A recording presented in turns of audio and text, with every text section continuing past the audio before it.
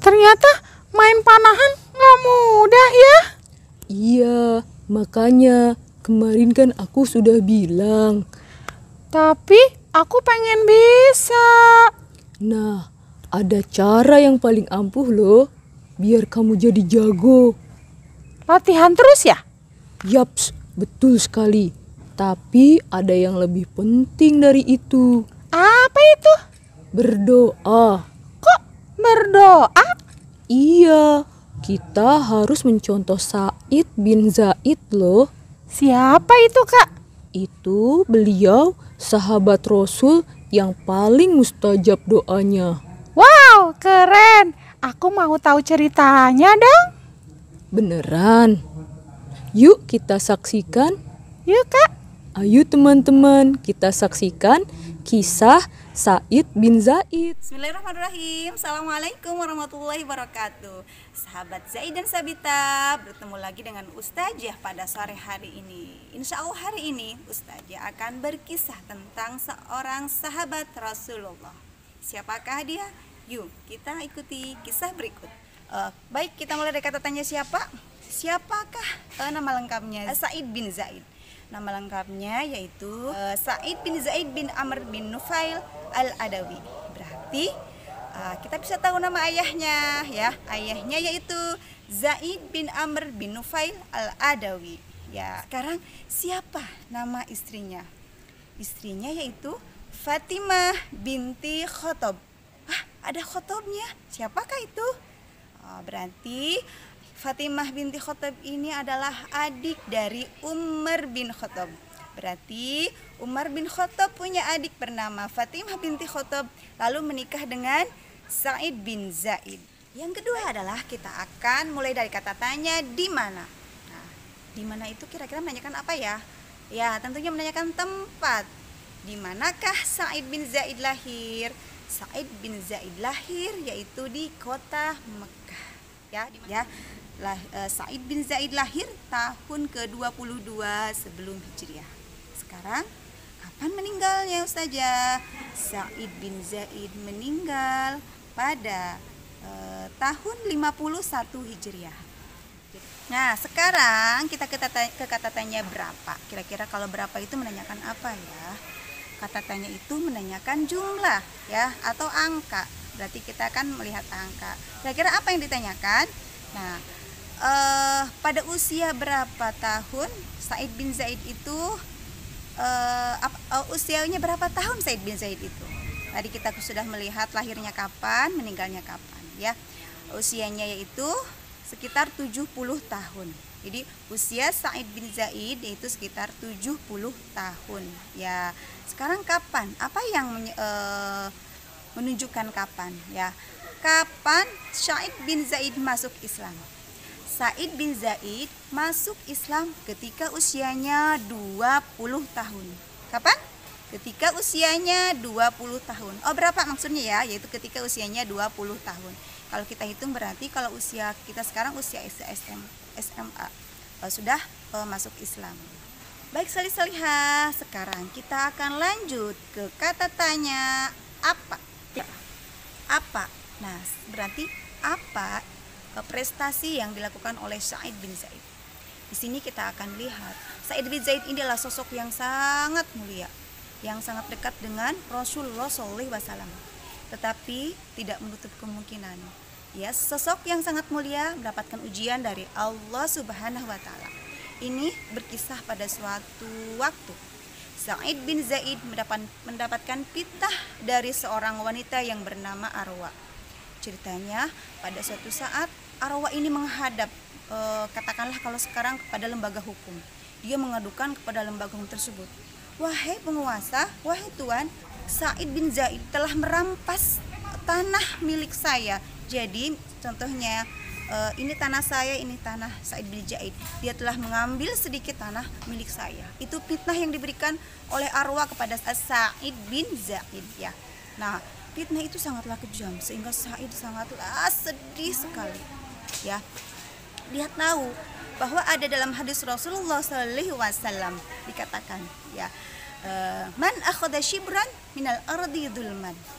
Barang siapa yang mengambil kalau hanya sejengkal tanah saja milik orang lain yang bukan haknya secara zolim, fa innahu tuwiqahu yaumal qiyamah, maka akan dikalungkannya itu tanah pada hari kiamat. Naudzubillah min dzalik, min sab'i aradina, dari 7 bumi.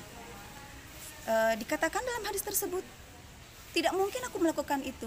Dalam hadis Rasulullah dikatakan ketika seorang mengambil hak orang lain, walaupun tanah itu hanya sejengkal, coba sejengkal dipakai buat apa ya? Tapi nanti pada hari kiamat Allah akan mengalungkan kita. Naudzubillah min dzalik, yang zalim tadi, mengambil hak orang lain tadi, maka dikalungkan tanah tersebut dari 7 bumi. Ya, naudzubillah min dzalik. Rawahu Bukhari Muslim. Itu diriwayatkan oleh Bukhari dan Muslim. Setelah itu sangatlah sedih tentunya ya Sa'id karena tidak merasa melakukan hal itu. Dia pun berdoa, Allahumma ya Allah, ya Allah, in kanat kadibatan, kalau seandainya wanita itu fitnah, bohong, wanita itu berdusta, fa'im basaraha, cabutlah penglihatannya, butakanlah penglihatannya, kata Sa'id. Waj'al qabriha fi dariha, dan jadikanlah di rumahnya itu kuburannya itu dalam rumahnya. Maka tidak lama setelah itu sahabat Zaid dan Sabita tahu apa yang terjadi? Wanita itu di sini tidak diceritakan tentang waktunya, ada yang menyebutkan sebulan, ada juga yang tidak menyebutkan waktunya. Tapi di sini sebutkan tidak lama setelah berdoa kepada Allah, maka wanita itu menjadi buta, hilang penglihatannya. Sangat mustajab sekali doanya ya. Dan ketika wanita itu yang bernama Arwah itu mau keluar rumah, bagaimana seorang yang buta meraba-raba seperti ini, dia melewati sumur di dalam rumahnya. Karena tidak melihat, dia masuklah terjerumus ke dalam sumur tersebut dan meninggallah dia di situ.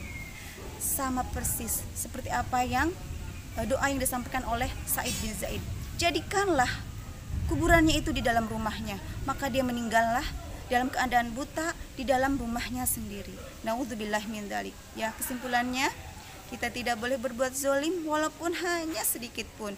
Misalkan zalim itu tadi tidak hanya terbatas berurusan dengan tanah ya. Zalim kita terhadap teman, mengambil hak teman, misalkan pulpen teman kita ambil, atau ada uang 1.000 rupiah misalkan di dalam meja, kita nggak tahu punya siapa, tidak izin dulu sama ayah ibu kita, lalu kita ambil, itu adalah sudah mengambil hak orang lain ya, itu sudah berlaku zalim. Naudzubillah min dzalik. Baik, yang terakhir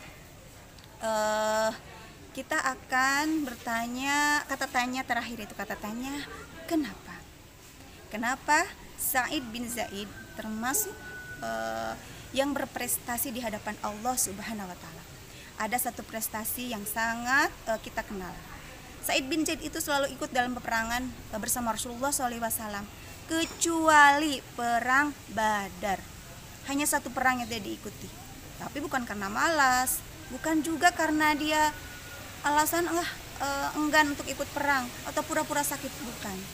Tetapi pada saat itu Sa'id bin Zaid dapat amanah, mengemban amanah dari Rasulullah untuk mencari informasi tentang tentara Romawi yang nanti akan berperang dengan pasukan Muslim. Ketika sampainya di Madinah, perang Badar sudah selesai sehingga dia tidak ikut dalam peperangan tersebut. Tetapi Rasulullah tetap membagikan ghanimah kepadanya karena dianggapnya sudah mengikuti perang Badar, walaupun secara fisik tidak mengikuti perang Badar tersebut. Yang terakhir prestasinya di hadapan Allah adalah ketika perang Yarmuk. Masih ingat nggak perang Yarmuk? Perang Yarmuk itu adalah perang kaum muslimin berhadapan dengan tentara Romawi. Di sini pasukannya sangat tidak berimbang. Kaum muslimin pasukannya hanya 24.000. Sedangkan tentara Romawi pasukannya 120.000. Berapa banding berapa coba? 24.000 berbanding 120.000. Pasukan yang sangat tidak seimbang. Walaupun lihat dari jumlahnya pasti kalah, ya. Tapi di sini awalnya tentara Muslim itu ada rasa takut karena melihat pasukan yang sangat besar. Tetapi Abu Ubaidillah di sini maju sebagai pasukan paling depan, menyuruhkan, wahai tentara Allah, wahai mujahid Allah, bersemangatlah, bangkitlah. Kita harus menjadi pembela Allah, karena ketika kita menjadi pembela Allah, maka Allah akan memenangkan kita. Dan disitulah pada perang ini umat Muslim memenangkan peperangan. Ya, di situ ada salah satu prestasi Sa'id bin Zaid dalam perang Yarmuk.